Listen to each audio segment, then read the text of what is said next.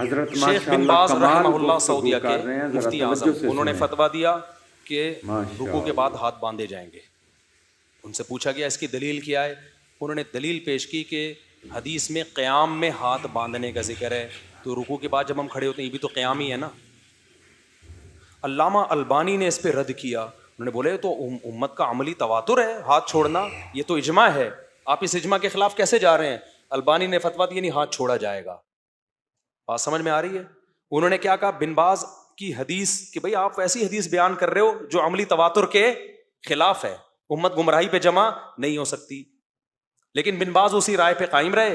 اس سے پہلے لوگ ہاتھ چھوڑ کے ہی نماز پڑھتے تھے، یعنی جب رکوع کے بعد. اب آپ نے سعودیہ میں دیکھا کچھ ہاتھ باندھ رہے ہیں، کچھ ہاتھ چھوڑ رہے ہیں. ہم بچپن میں جتنے اہل حدیثوں کو دیکھتے تھے قومے میں سب ہاتھ چھوڑتے تھے، لیکن اب آپ کو کچھ اہل حدیث ہاتھ باندھتے ہوئے نظر آئیں گے بن باز کے فتوے کے بعد. تو کیا ہے؟ اجماع ایک چیز پر ہو گیا، اب اس کے کیا چل رہے ہیں آپ؟ اگینسٹ. جبکہ حدیث میں آتا ہے لا تجتمع امتی علی ضلالہ، میری امت گمراہی پہ جمع نہیں ہو سکتی. آگے چلتے ہیں ہم. بن باز نے فتویٰ دیا ہاتھ باندھے جائیں گے، البانی نے کہا نہیں باندھے جائیں گے. البانی رحمہ اللہ نے دلیل کیا دی؟ امت کا تواتر. یہی کام البانی نے بھی کر لیا. البانی نے فتویٰ دیا، ناصر البانی رحمہ اللہ نے، کہ عورتیں صفا مروہ پہ دوڑیں گی، چلیں گی نہیں. آئی بات سمجھ میں؟ حدیث پیش کی، بھائی نبی نے فرمایا جیسے میں نے حج کیا ایسے کرو، اور اس کے مقابلے میں کوئی حدیث ملتی نہیں ہمیں. حضرت عائشہ کے ایک اثر ہے کہ چلو دوڑو نہیں، وہ اثر بھی ضعیف ہے. البانی نے کہا یہ اگر صحیح بھی ہو جائے تو ہم نے نبی کو فالو کرنا ہے، حضرت عائشہ کے قول کو فالو نہیں کرنا. وہ بھی سلفی عالم تھے نا البانی، انہوں نے فتویٰ دے دیا، حوالہ موجود ہے میرے پاس. تو شیخ صالح العثیمین جو بن باز کے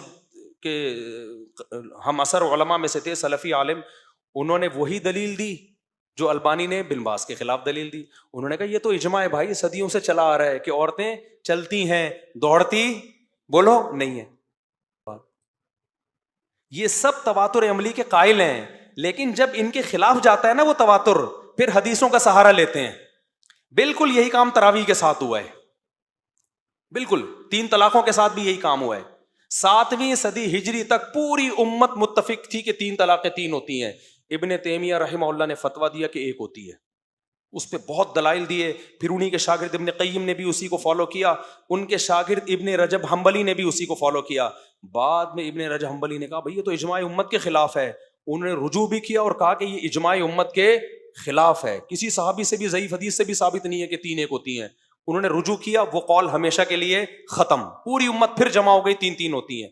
پھر آ کے شیخ بن باز نے یہ مسئلہ اٹھا لیا کہ یار 3 1 ہوتی ہیں. شیخ بن باز کے علماء نے، ان کے استاذوں نے مخالفت کی. میرے پاس وہ انٹرنیٹ پہ نا ان کے فتوے پڑے ہوئے تھے، ابھی بھی تلاش کروں گا مل جائیں گے. انہوں نے مخالفت کی کہ بن باز سے اس بارے میں فتویٰ لینا جائز نہیں ہے، کیونکہ امت کا اجماع ہو چکا ہے کہ 3 3 ہوتی ہیں، اب کیوں آپ نئی چیز لے آ رہے ہو مارکیٹ میں. لیکن شیخ بن باز چونکہ سعودیہ کے سرکاری مفتی تھے، ان کی ایک ویلیو تھی، تو ان سارے علماء کی آواز سعودیہ میں دب گئی، اور مارکیٹ میں کس کا فتویٰ چلا؟ بن باز کا. تو پرانا سعودیہ صدیوں تک 3 کو 3 کہتا تھا، نیا سعودیہ کیا کر رہا ہے؟ 3 کو 1. پرانا سعودیہ 1400 سال تک 20 رکعت تراویح پڑھتا تھا، نیا سعودیہ کیا کر رہا ہے؟ ابھی شروع کی ہے 4 سال پہلے 10 رکعت تراویح. پرانا سارا 20 پڑھتا ہے ہمیشہ سے. پرانا سعودیہ جتنی کتابیں ان کی ملیں گی، عورتیں سمٹ کے عورتوں کی طرح نماز پڑھیں. نیا سعودیہ عورتیں کیسے نماز پڑھ رہی ہیں؟ مردوں کی طرح. اور یہ نیا ابھی کا سعودیہ ہے، اور پرانے کا مطلب 1200-1300 سال، 4 دن کی بات نہیں ہے، 1200-1300 سال. تو تراویح میں بھی وہی ہوا، تواتر عملی کی مخالفت. ہندوستان میں محمد حسین بٹالوی اہل حدیث عالم نے پہلے فتویٰ دیا کہ بھائی 8 رکعت تراویح ہے. اس کے خلاف سب سے پہلا فتویٰ بھی اہل حدیث عالم نے دیا کہ تراویح 20 رکعت ہے. میں یہ سارے حوالے انشاءاللہ میرے اوپر قرض ہے، میں پیش کروں گا. انہوں نے کہا 1200 سال سے امت گھاس کھا رہی تھی کیا؟